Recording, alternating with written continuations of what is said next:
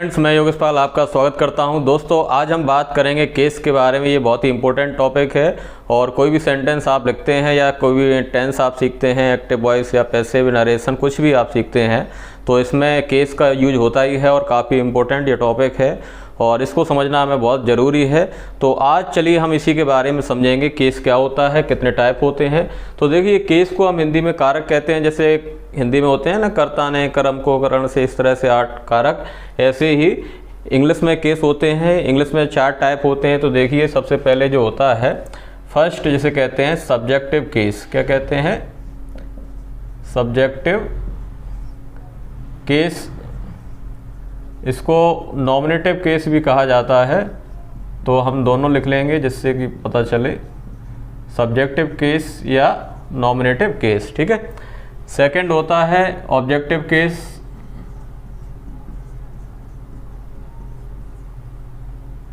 Objective case. Third होता है possessive adjective. Possessive adjective. और चौथा होता है फोर्थ, जिसे कहते हैं पजेसिव प्रोनाउन। Possessive pronoun. ठीक है। तो इंग्लिश में हमें ये 4 केस पढ़ना है। पहला है सब्जेक्टिव केस, दूसरा है ऑब्जेक्टिव केस, थर्ड है आपका पजेसिव एडजेक्टिव और चौथा है पजेसिव प्रोनाउन। ठीक है। देखिए, सब्जेक्टिव केस ये अपने नाम से ही बता रहा है। इसमें प्रोनाउन को हम लिखते हैं, नाउन की इसमें ज़रूरत है नहीं है ना। तो प्रोनाउन का हम यूज करते हैं। तो देखिए आई, वी, यू, दे, ही, सी और इट। ठीक है। तो ये जो है प्रोनाउन, इनको सब्जेक्ट के रूप में यूज किया जाता है। I, we, you, they, he, she, it. ठीक है। तो इसलिए इनको कहते हैं सब्जेक्टिव केस, है ना। जो प्रोनाउन जो सब्जेक्ट के रूप में यूज किए जाएं, सब्जेक्ट को हिंदी में कर्ता कहते हैं, जिसके द्वारा कोई कार्य किया जाता है, एक्शन किया जाता है सेंटेंस में, उसे हम क्या कहते हैं? सब्जेक्टिव केस या नॉमिनेटिव केस। ठीक है। अब जब यही प्रोनाउन हम ऑब्जेक्ट के रूप में यूज करते हैं तो उन्हें हम क्या कहते हैं? Objective case. तो देखिए, आई का जो ऑब्जेक्टिव केस होगा वो होगा मी। ठीक है। वी का जो होगा वो होगा अस। यू का यू ही रहता है, सेम रहता है। ठीक है। दे का हो जाएगा देम। ठीक है। ही का हो जाएगा हिम। सी का हो जाएगा हर। ठीक है। इट का इट ही रहता है, जैसे यू का यू रहता है वैसे ही इट का इट ही रहता है। ठीक है। तो ये ऑब्जेक्टिव केस हैं। हम एक छोटी सी बात समझ लेते हैं। जैसे अगर कोई सेंटेंस इंग्लिश में हम बनाते हैं तो उसका स्ट्रक्चर, जो फॉर्मूला होता है, पहले हम लिखते हैं सब्जेक्ट, फिर लिखते हैं वर्ब, फिर लिखते हैं ऑब्जेक्ट। ठीक है। तो आप एक छोटी सी बात ये समझें कि वर्ब के पहले जो प्रोनाउन आता है वो होता है सब्जेक्टिव केस। क्या होता है? Subjective case. किसके पहले? वर्ब के पहले जो प्रोनाउन आता है उसको सब्जेक्टिव केस के रूप में वो समझा जाता है, और वर्ब के बाद जो आता है उसको कहते हैं ऑब्जेक्टिव केस। प्रोनाउन की बात हम कर रहे हैं। ठीक है। तो ये बात आप याद रखें, वर्ब के अगर बाद आ रहा है, उसके बाद लिख रहे हैं वर्ब के बाद, तो ऑब्जेक्टिव केस में प्रोनाउन आएगा, और अगर वर्ब के पहले लिखा जा रहा है तो किस में लिखा जाएगा? सब्जेक्टिव केस में। ठीक है। तो आई थिंक आपको ये समझ में आ गया होगा। तो ये जो है प्रोनाउन, ये इनको सब्जेक्ट के रूप में यूज कर रहे हैं, और ये जो प्रोनाउन है इनको कैसे? ऑब्जेक्टिव केस यानी ऑब्जेक्ट के रूप में। यानी कि ये जब भी आप देखेंगे इनको वर्ब के बाद मिलेंगे, यानी कि मेन वर्ब के बाद। ठीक है। अब बात करते हैं पजेसिव एडजेक्टिव। तो देखिए, आई का पजेसिव एडजेक्टिव क्या होगा? माई। वी का हो जाएगा अवर। यू का योर। ठीक है। फिर दे का देयर। ही का हो जाएगा हिज। सी का हर, और इट का हो जाएगा इट्स। ठीक है। ये क्या है? Possessive adjective. इनको थोड़ा हम समझ लेते हैं। पजेसिव का मतलब होता है अधिकार, ऐसे वर्ड जो क्या बताएं? पोजीशन बताएं, यानी अधिकार बताएं। ठीक है। जैसे मैंने कहा दिस इज माई मार्कर, है ना। तो मार्कर एक नाउन है, लेकिन मार्कर के पहले एक वर्ड आया है माई। माई जो एक एडजेक्टिव है, एडजेक्टिव कैसे पता चला, क्योंकि ये नाउन के पहले यूज हुआ है माई, और माई बता रहा है कि ये जो मार्कर है वो मेरा है, ठीक है। लेकिन ये साथ में माई जो वर्ड बता रहा है अधिकार बता रहा है, क्या बता रहा है, अधिकार, कि ये जो मार्कर है किसका है, यानी कि मैंने कहा माई मार्कर, तो माई यानी कि मेरा हो गया, ठीक है। तो पजेसिव यानी कि ऐसे वर्ड, ऐसे प्रोनाउन जो क्या बताएं, अधिकार बताएं। अब लिखा है एडजेक्टिव है, एडजेक्टिव यानी कि इनके बाद क्या आएगा, कोई ना कोई नाउन आएगा, इनके बाद कोई ना कोई नाउन आएगा, ठीक है। जैसे माई बुक, बुक एक नाउन है, माई फादर, फादर भी एक नाउन है, माई सिटी, सिटी भी एक नाउन है, ठीक है। तो माई अंकल, तो यानी कि ये जो वर्ड हैं ये कभी भी सिंगल यूज नहीं होंगे, इनके बाद कोई ना कोई नाउन आपको ज़रूर मिलेगा, ठीक है। तो आई थिंक आपको ये समझ में आ गया होगा, इनके बाद क्या मिलेगा, कोई ना कोई नाउन मिलेगा। क्यों, क्योंकि एक एडजेक्टिव है और एडजेक्टिव के बाद नाउन आता है जो क्या बताता है, नाउन की विशेषता उसको क्वालिफाई करता है, ठीक है। तो आई थिंक आपको ये समझ में आ गया होगा, पजेसिव एडजेक्टिव है ये। इनके हम एग्जाम्पल समझेंगे। और जैसे ये लिखा है पजेसिव प्रोनाउन, तो प्रोनाउन जो है वो क्या सिंगल ही यूज होता है, उसके बाद कोई नाउन आता नहीं है, ठीक है। जैसे अब पहले हम देख लेते हैं इनके क्या प्रोनाउन होगा। तो देखिए आई का जो प्रोनाउन होगा वो माइन होगा, वी का हो जाएगा अवर्स। देखिए इसमें जो आर नहीं लगी है, मतलब एस नहीं है, उनके लास्ट में एस लगा देना है। जैसे अवर का अवर्स हो गया, योर का योर्स हो जाएगा, ठीक है। देयर का देयर्स हो जाएगा, हिज का हिज, इसमें एस पहले से ही लगा है तो इसमें एस लगाने की जरूरत है ही नहीं, हिज का हिज, ठीक है। हर का हर्स हो जाएगा, और इसका पजेसिव प्रोनाउन होता नहीं है, ठीक है। तो ये क्या है, ये सारे पजेसिव केस हैं ये, ठीक है, जिसमें हमने देखा subjective case, objective case, possessive adjective और पजेसिव प्रोनाउन। अब हम इनका यूज देख लेते हैं कि इनका यूज कैसे हम करते हैं, ठीक है। एक एग्जांपल से हम समझेंगे। जैसे मैंने लिखा he is a good boy, he is a good boy, यानी कि वह एक अच्छा लड़का है। देखिए यहाँ पर जो ही आया है वो क्या है, एक सब्जेक्ट के रूप में है, यानी कि ये जो इज है ये क्या है, एक ऑक्सिलरी वर्ब है ना, हेल्पिंग वर्ब जिसे कहते हैं। और वर्ब के पहले जो आता है प्रोनाउन वो सब्जेक्ट के रूप में आता है, तो यानी कि ही जो होगा यहाँ पर सब्जेक्टिव केस होगा, ठीक है। नेक्स्ट देखिए,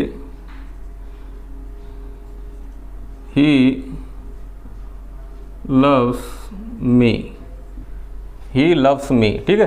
तो आप यहाँ पे देखें जो ही क्या है एक प्रोनाउन है, और ये जो लव्स है ये क्या है, एक मेन वर्ब है, ठीक है। और मैंने आपको बताया था कि जो वर्ब है अगर उसके पहले जो प्रोनाउन आ रहा है तो सब्जेक्टिव केस में होगा, किसमें, सब्जेक्टिव केस। देखिए ही, ये रहा सब्जेक्टिव केस, नॉमिनेटिव केस। और ये जो मी है यानी कि ये भी एक प्रोनाउन है, तो देखिए मी यहाँ पर आ रहा है, एक ऑब्जेक्टिव केस है जो किसके बाद आता है, ऑब्जेक्टिव यानी ऑब्जेक्ट। तो ये क्या है, ऑब्जेक्टिव केस है। वर्ब के बाद जो आता है प्रोनाउन उसको ऑब्जेक्टिव केस में हम रखते हैं, और वर्ब के पहले जो आता है प्रोनाउन उसको हम सब्जेक्टिव केस में रखते हैं, ठीक है।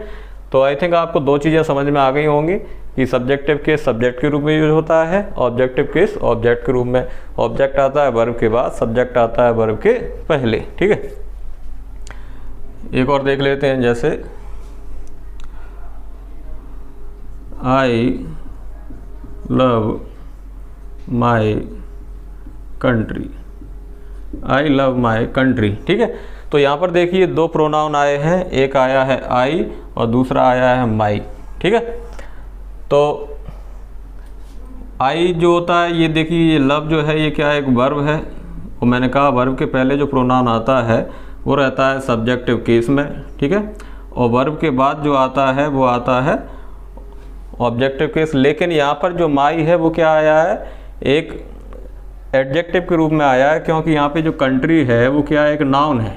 क्या है, कंट्री जो है वो एक नाउन है, और नाउन के पहले माई आया है, यानी ये कह रहा है कि मैं अपने देश से प्यार करता हूँ, आई लव माई कंट्री। तो यहाँ पर जो माई है यानी कि मैं मेरे देश से या अपने देश से, तो जो माई है वो एक पोजीशन बता रहा है, अधिकार बता रहा है इस, और ये नाउन के पहले भी आया है, इसलिए क्या हो गया, पजेसिव एडजेक्टिव, ठीक है। तो ये क्या हो गया, पजेसिव एडजेक्टिव, ठीक है। नेक्स्ट देख लीजिए जिससे कि और समझ में आए।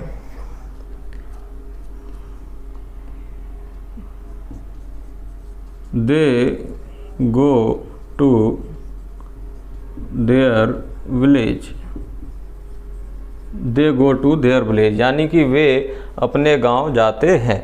तो देखिए गो क्या है, एक वर्ब है, और वर्ब के पहले मैंने आपको बताया अगर कोई प्रोनाउन आता है तो वो सब्जेक्टिव केस के रूप में आएगा, और वर्ब के बाद जो प्रोनाउन आता है तो प्रोनाउन यहाँ पे ये है, ठीक है। लेकिन इसके बाद क्या आ रहा है, विलेज आ रहा है। विलेज एक नाउन है, कैसा नाउन है, कॉमन नाउन है, ठीक है। क्योंकि विलेज तो कई सारे होते हैं, कॉमन नाउन क्या होता है, ऐसा वर्ड जो एक से ज़्यादा वस्तु व्यक्ति स्थान के लिए बोला जाए, ठीक है। तो विलेज तो बहुत सारे हैं भारत में, क्योंकि भारत तो गांव में बसता है, ठीक है। तो ये क्या है, कॉमन नाउन है। कॉमन नाउन के पहले देयर आ रहा है जो कि एक पजेसिव एडजेक्टिव है।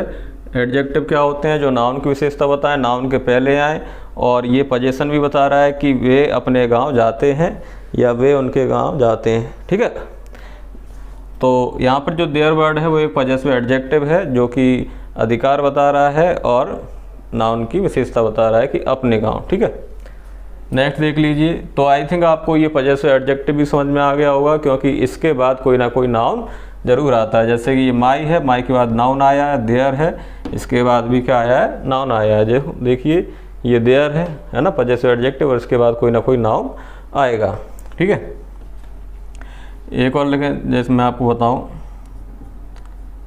This book is mine. क्या लिखा मैंने, दिस बुक इज माइन, यानी कि यह किताब मेरी है, ठीक है। तो माइन जो है ये पोजीशन बता रहा है, मेरी यानी कि मेरी, अधिकार बता रहा है, और प्रोनाउन है तो इसके बाद कोई ना कोई नाउन नहीं आएगा। आ सकती है तो हेल्पिंग वर्ब आ सकती है, लेकिन हेल्पिंग वर्ब तो पहले ही आ गई है, ठीक है। तो दिस बुक इज माइन, जैसे कोई कहे कि यह किताब मेरी है। इस सेंटेंस को ऐसे भी लिख सकते हैं, mine is this book, mine is this book, यानी कि दोनों ही तरीके से ये जो सेंटेंस है वो सही माना जाएगा। दिस बुक इज माइन या माइन इज दिस बुक, यानी कि ये जो प्रोनाउन है ये कैसा प्रोनाउन है, पजेसिव प्रोनाउन है। पजेसिव प्रोनाउन है क्योंकि ये पोजीशन बता रहा है और साथ में प्रोनाउन है। प्रोनाउन जो नाउन की जगह यूज किया जाता है, ठीक है। और इसके बाद हेल्पिंग वर्ब आ रही है, ठीक है। नाउन नहीं आएगा क्योंकि ये प्रोनाउन है। अगर ये पजेसिव एडजेक्टिव होता, एडजेक्टिव के बाद नाउन आता है, लेकिन ये प्रोनाउन है तो यहाँ पर नहीं आएगा, ठीक है। एक एग्जाम्पल और देख लेते हैं।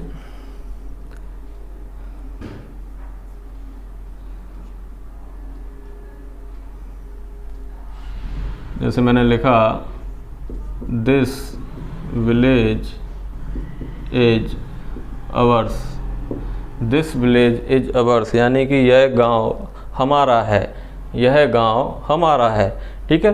तो देखिए इस तरह से हम क्या करते हैं, पजेसिव प्रोनाउन का यूज करते हैं, ठीक है। तो आई थिंक आपको ये सारे समझ में आ गए होंगे। कुछ एग्जाम्पल के द्वारा हमने समझ लिए कि जो केस हैं इनका यूज कैसे करते हैं। अगर वर्ब के पहले आते हैं तो ये सब्जेक्टिव केस में रखे जाते हैं, वर्ब के बाद आते हैं तो ये ऑब्जेक्टिव केस में रखे जाते हैं। अगर ये नाउन के पहले आते हैं तो ये पजेसिव एडजेक्टिव हो जाते हैं, और ये अधिकार बताएं और प्रोनाउन के रूप में हो तो ये पजेसिव प्रोनाउन होते हैं, ठीक है। आई थिंक आपको ये अच्छे समझ में आ जाएगा, और नहीं आया तो एक दो बार और देखेंगे तो जिससे ये काफ़ी अच्छे समझ में आएगा। काफ़ी इंपॉर्टेंट है। हम टेंस बनाते हैं या पैसिव या नरेशन या कुछ भी सेंटेंस लिखते हैं तो प्रोनाउन का यूज होता ही होता है, और ये उनका टाइप है जिससे कि आपको समझ में आएगा, ठीक है। तो आपने पूरा वीडियो देखा, इसके लिए धन्यवाद। Thank you very much.